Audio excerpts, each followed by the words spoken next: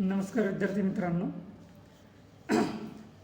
आज आपण शिकूया व्यावसायिक संदेशवहनाची वैशिष्ट्ये किंवा लक्षणे. परीक्षेमध्ये अशा प्रकारचा प्रश्न थोडा कन्फ्युजन म्हणून विचारतो आहे तुम्हाला की जर विचारला 4 मार्कासाठी प्रश्न तर व्यावसायिक संदेशवहनाची वैशिष्ट्ये जर विचारलं तर वैशिष्ट्ये आणि लक्षणे हे एकच असतो आहे. म्हणून कन्फ्युजन नाही व्हायचं.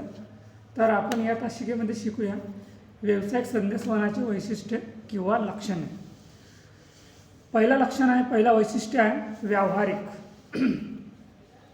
व्यावसायिक संदेशवहन हे व्यावहारिकतेवर आधारित असतात.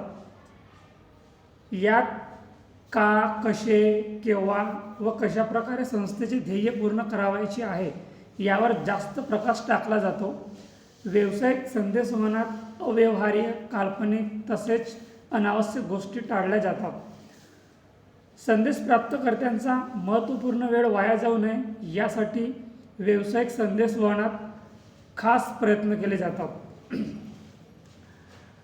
तर बघा, पहिला मुद्दा आपण सविस्तर बघूया. व्यावहारिक म्हणजेच प्रॅक्टिकल. व्यावसायिक संदेशवहन हे व्यावहारिकतेवर आधारित असतात. ह्या गोष्टी तुम्हाला माहीत आहेत विद्यार्थ्यांनो. यात कोणते काम कशा प्रकारे कोणते काम कशा प्रकारे केले जाईल, केव्हा केले जाईल आणि कसे केले जाईल यासाठी आपल्याला आधी ध्येय गाठावा लागतो आहे. आपले ध्येय पूर्ण करावा लागत आहेत. यावर जास्त प्रकाश टाकला जातो. आपल्या ध्येयावर, आपल्या निर्णयावर. व्यावसायिक संदेशवहनात अव्यवहार्य, काल्पनिक तसेच अनावश्यक गोष्टी टाळल्या जातात. ज्या अव्यवहार्य आहेत, ज्या व्यवहार्य नाही आहेत म्हणजेच अव्यवहार्य, काल्पनिक आहेत तसेच अनावश्यक गोष्टीसुद्धा टाळल्या जातात. संदेशवहनाचा महत्त्वपूर्ण वेळ वाया जाऊ नये यासाठी व्यावसायिक संदेशवहनास खास प्रयत्न करावा लागत आहे. दुसरा मुद्दा विद्यार्थ्यांनो, वस्तुस्थिती. फॅक्च्युअल, वस्तुस्थिती. व्यावसायिक संदेशवहनातील संदेश हे वस्तुस्थिती दर्शविणारे असतात. महत्त्वाची तारीख, वेळ व जागा इत्यादी व्यावसायिक संदेशवहनात स्पष्टपणे नमूद करणे आवश्यक असते. जर आपण एखाद्या व्यवसायाला किंवा दुसऱ्या व्यवसायाला जर एखादा मॅसेज, एखादा संदेश पाठवतो आहे तर त्याच्यात नेमकं विषय काय आहे, त्याची जागा काय आहे, तारीख काय आहे, वेळ काय आहे हे त्याच्यात स्पष्ट नमूद करणे आवश्यक असते. तरच आपली संदेशवहनाची प्रक्रिया पूर्ण झाली असे आपल्याला समजता येईल. तिसरा मुद्दा विद्यार्थ्यांना, स्पष्ट आणि थोडक्यात. Clear and brief. स्पष्ट आणि थोडक्यात. व्यावसायिक संदेशवहनात संदेशासाठी वापरलेली भाषा हे सोप्या, स्पष्ट, थोडक्यात आणि संदिग्धता मुक्त असणे खूप आवश्यक आहे. जर संदेशदाता एखादा मॅसेज, एखादी माहिती, एखादी सूचना जर पाठवित असेल तर त्या संदेशात संदेशवहनासाठी म्हणजेच जो काय आपण मॅसेज देत आहोत, जी काय सूचना देत आहोत, जी काय माहिती देत आहोत त्याची भाषा ही सोप्या, स्पष्ट, थोडक्यात आणि संदिग्ध शब्दात असणे खूप आवश्यक आहे. तरच ती संदेश प्राप्तकर्त्याला समजणे खूप सोपं होईल आणि त्यांची प्रतिक्रिया आपल्याला कळणे खूप सोपं होईल. कधीकधी चार्ट, छायाचित्रे, आकृत्या, चिन्ह इत्यादीच्या संदेशवहनासाठी वापर करण्यात येत असेल तर ते स्पष्ट व समजणे योग्य असावे. जर केव्हा केव्हा आपल्याला संदेश द्यावायचा असेल तर असंच नाही आहे की आपल्याला लेखी किंवा तोंडी संदेशवहनाचा वापर करूनच आपल्याला संदेश देता येतो. कधी दृकश्राव्य संदेशवहनाच्या माध्यमाचा वापर करून, जसे की चार्ट, छायाचित्रे, आकृत्या, चिन्हे इत्यादीचा वापर करून आपल्याला संदेशवहनाची पूर्ण प्रक्रिया करता येतो. परंतु ते जे काही छायाचित्र आहेत, चार्ट आहेत, आकृत्या आहेत, चिन्ह आहेत हे मात्र संदेश प्राप्तकर्त्याला समजणे खूप आवश्यक आहे. म्हणून संदेशवहनाची भाषा ही स्पष्ट, थोडक्यात आणि संदिग्धता असायला पाहिजे. चौथा मुद्दा आहे विद्यार्थ्यांना, विशिष्ट हेतू. विशिष्ट हेतू. व्यावसायिक संदेशवहनाला हे एक विशिष्ट उद्देश असणे खूप आवश्यक आहे. त्याचप्रमाणे हे उद्देश कशा प्रकारे साध्य केले जाऊ शकतात याबद्दलची माहिती व्यावसायिक संदेशवहनात असणे खूप आवश्यक आहे. जर आपण एखादी सूचना, एखादी माहिती देत आहोत कर्मचाऱ्यांना म्हणा, कामगारांना म्हणा किंवा इतरत्र बाहेरील व्यावसायिकांना, तर त्या माहितीचा मुख्य हेतू, मुख्य उद्दिष्ट काय आहे हे मात्र स्पष्ट असायला पाहिजे, की हा जो मॅसेज आहे, ही जी काही माहिती आहे, ही माहिती कशा प्रकारे आहे, या माहितीचा उद्देश काय आहे, ही माहिती पाठवल्याने आपल्याला काय साध्य करायचे आहेत, इतरत्र सर्व प्रकारचा हेतू, इतरत्र सर्व प्रकारची माहिती त्या संदेशवनात असणे खूप आवश्यक आहे, त्या संदेशामध्ये असणे खूप आवश्यक आहे. चौथा मुद्दा झालेला विद्यार्थ्यांनो विशिष्ट हेतू. पाचवा बघा, मन वळून सकणारा. मन वळू सकणारा. व्यावसायिक संदेशवनाचा मुख्य हेतू इतरांचे मन वळविणे हाच असतो.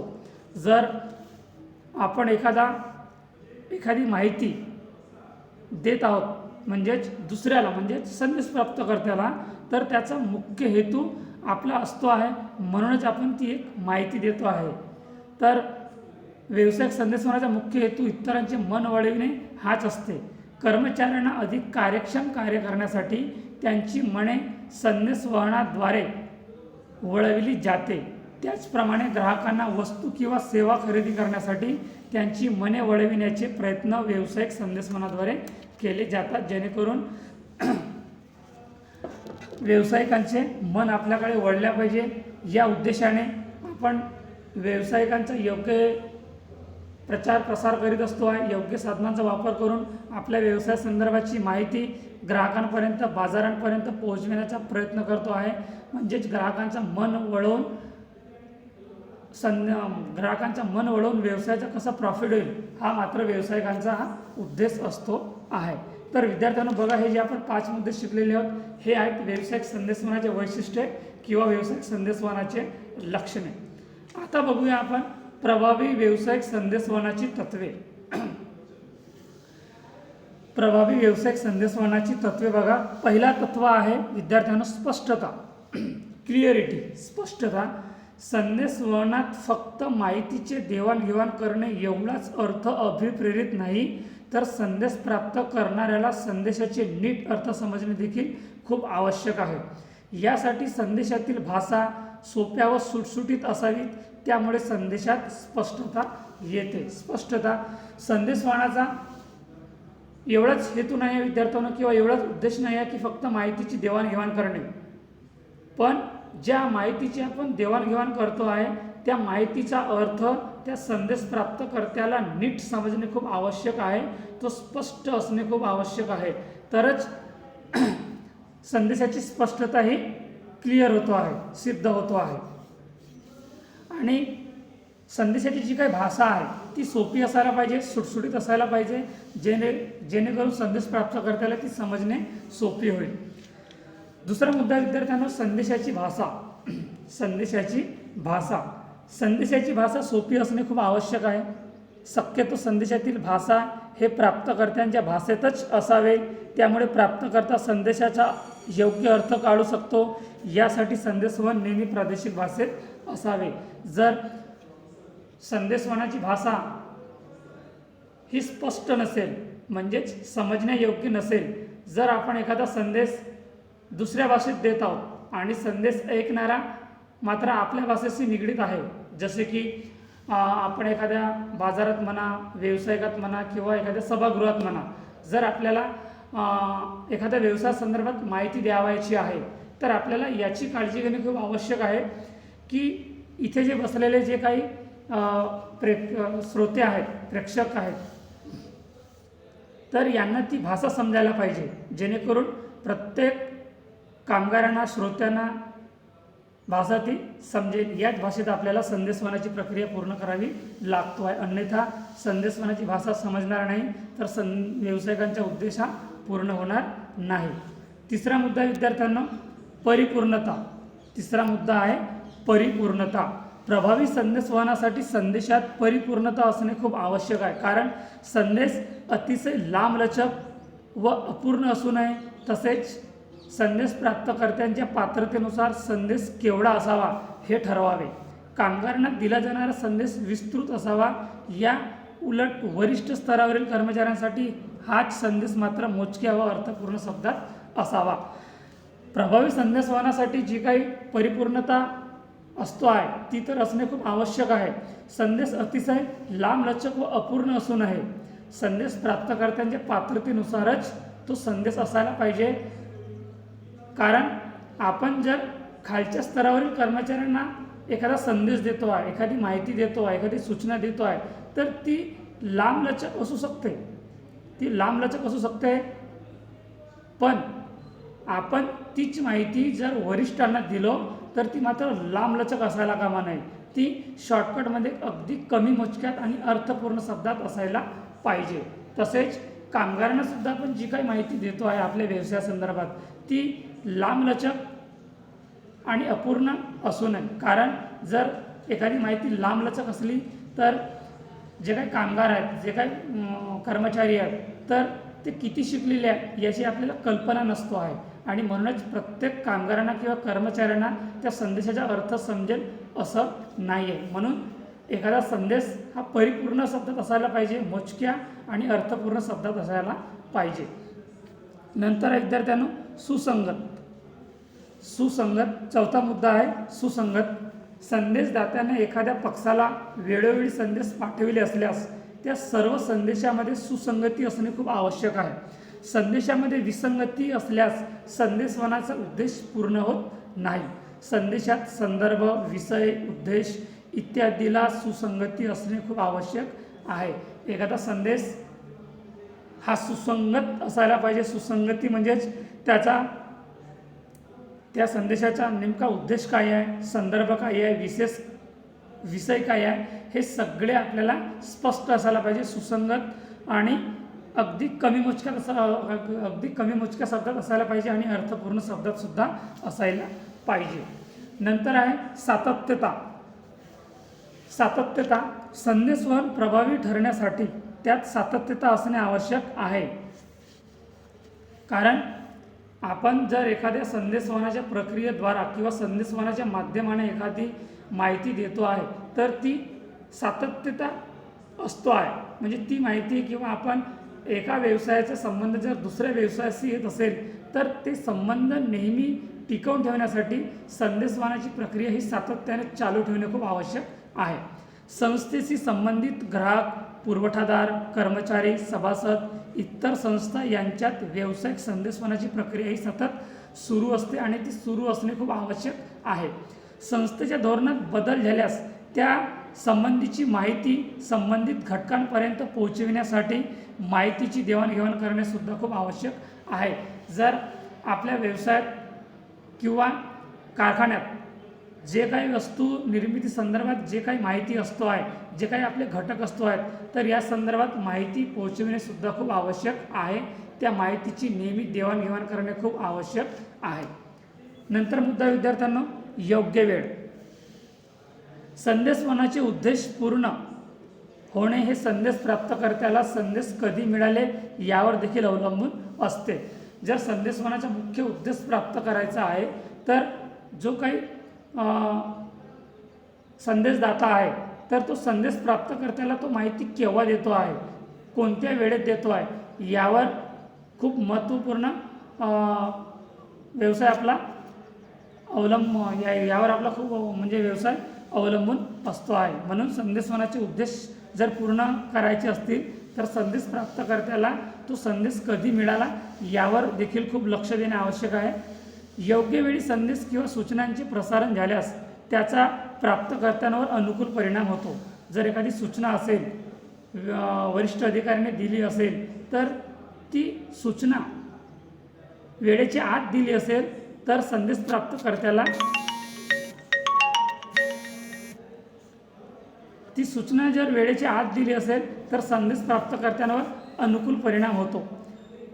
अवेळी संदेश दिल्यास प्राप्तकर्ता अशा संदेशाकडे दुर्लक्ष करतो. संदेश पाठविण्याची योग्य वेळ कोणती याबाबत संदेशदात्यांनी निर्णय घेतला पाहिजे. संदेशदाता आणि संदेश प्राप्तकर्ता जर एखाद्या व्यवसाय संदर्भात माहिती द्यावायची असेल तर संदेश प्राप्तकर्त्याला ती वेळेच्या आत माहिती प्राप्त होणे खूप आवश्यक आहे. पण संदेश देणाऱ्याला सुद्धा या वेळेचा भान ठेवावा लागेल की आपण संदेश त्याला कोणत्या वेळेवर देतो आहे. नंतर आहे संदेशाचे माध्यम. सातवा मुद्दा आहे संदेशाचे माध्यम. संदेश योग्य माध्यमाद्वारे पाठविल्यास त्यांचा प्राप्तकर्त्यांवर अनुकूल परिणाम होतो. विस्तृत संदेश लेखी स्वरूपात पाठवावे. विस्तृत संदेश म्हणजे जर खूप लांबलचक असेल, जास्त भाषा त्याच्यात दिलेली असेल, जास्त शब्दांचा असेल, तर तो मात्र लिखित स्वरूपात असायला पाहिजे.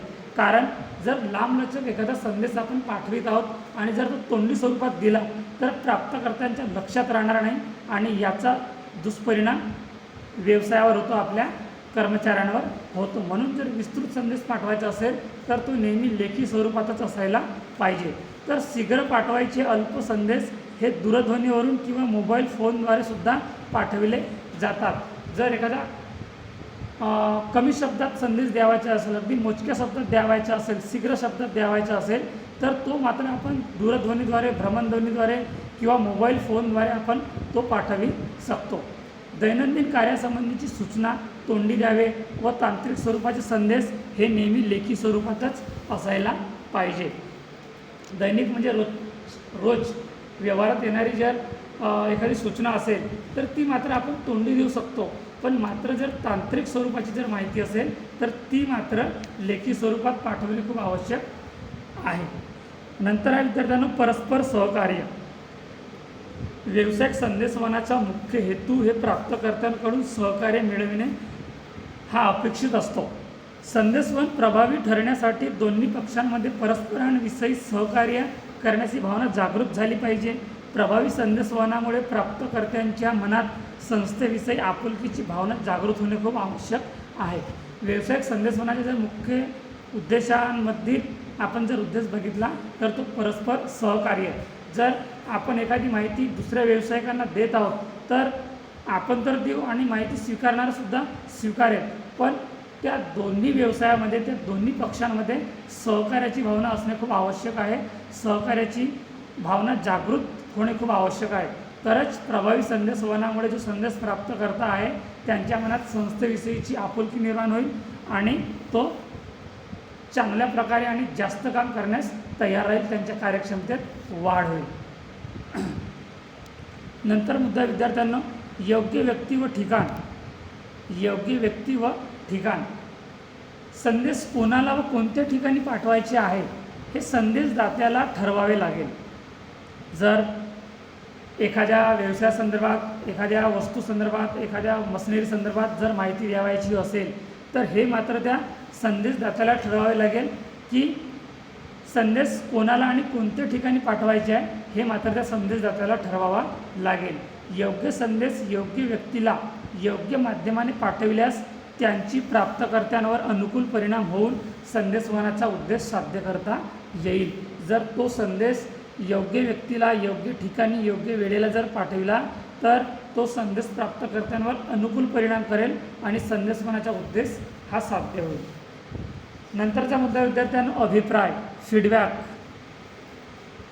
संदेशवहनात संदेशावर संदेश प्राप्तकर्त्यांची प्रतिक्रिया प्राप्त होणे खूप महत्त्वाचे आहे.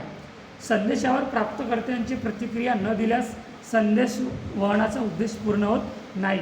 जर आपण एखाद्या विषयी माहिती देत आहोत, संदेश देत आहोत, सूचना देत आहोत तर संदेश प्राप्तकर्त्यांकडून फीडबॅक म्हणजेच त्यांचा अभिप्राय प्राप्त करून घेणे खूप आवश्यक आहे.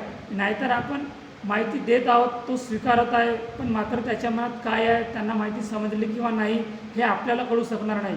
आणि म्हणून आपण प्रत्येक वेळी जी काही माहिती देतो आहे तर या संदर्भात संदेश प्राप्तकर्त्यांकडून त्यांचा फीडबॅक, त्यांचा अभिप्राय प्राप्त करून घेणे खूप आवश्यक आहे. तरच संदेशवहनाचा उद्देश हा पूर्ण समजला जाईल.